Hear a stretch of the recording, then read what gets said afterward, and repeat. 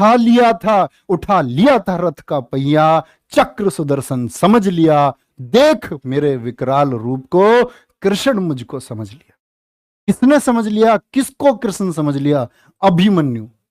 जब अंतिम क्षण थे ना, तो उसने सोचा कि रथ का पहिया उठा करके मैं इतना शानदार प्रदर्शन करूंगा, इस रथ के पहिए को मैं इतनी गति से घुमाऊंगा कि इसको लोग सुदर्शन चक्र समझेंगे इस महाभारत के युद्ध में। तो प्यारे बच्चे, ये वीरता की पहचान है। और वीर कौन होता है? जो लड़ना जानता है। तो अपनी जिंदगी में कभी भी कोई भी अध्याय आए, वो चाहे सकारात्मक उसका अंत हो या फिर नकारात्मक उसका अंत हो, तो मेरे दोस्त हमेशा एक बात याद रख लेना, हम वीर गति से लड़ें।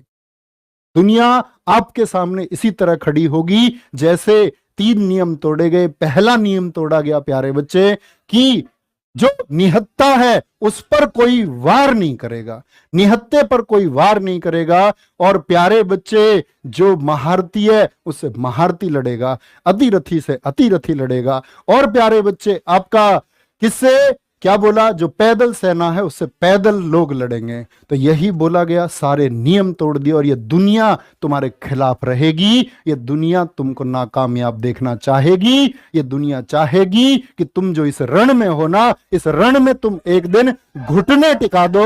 तो मेरे दोस्त, तुम इस बात को याद रख लेना, तुम उस दिन उस अभिमन्यु की तरह खड़े होना और तुम कहना कि मेरे हाथ में जो ये कम अभाव है ना, मैं इनको बदल के दिखाऊंगा, मैं इनको बदल के दिखाऊंगा, मैं लड़ के दिखाऊंगा, मैं कामयाब हो के दिखाऊंगा और इससे मुझे कोई नहीं रोक सकता।